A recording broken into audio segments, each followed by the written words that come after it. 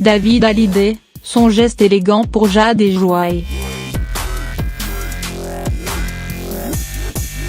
Un accord à l'amiable est-il encore possible après de longs mois de bataille judiciaire ?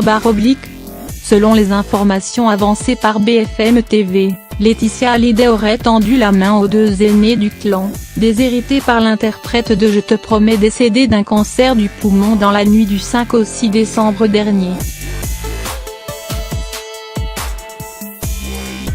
Un premier pas qui pourrait s'avérer crucial alors qu'une prochaine audience est prévue au tribunal de Nanterre le 30 novembre prochain et.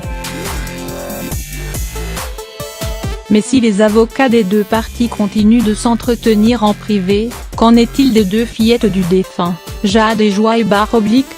David Hallyday souhaiterait les inclure dans cet héritage, aussi bien financier qu'artistique.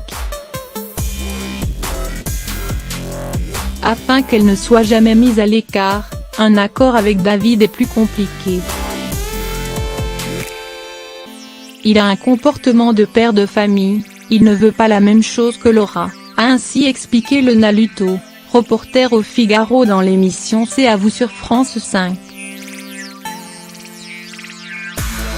Lui, il réclame surtout le droit moral.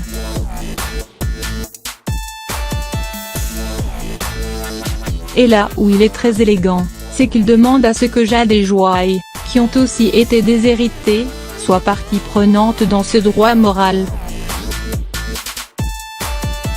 Aujourd'hui, Laura Smet et David Hallyday espèrent avant tout récupérer certains biens personnels, notamment la demeure de Marne-la-Coquette, mais aussi les droits concernant divers albums du rocker. Selon les informations du Parisien, le fils de Johnny Hallyday réclamerait les droits concernant 24 albums de l'artiste, dont le disque 100% qu'il a écrit et produit avec son père, mais aussi la mise en place d'une co-gestion financière avec sa belle-mère et ses 3 sœurs.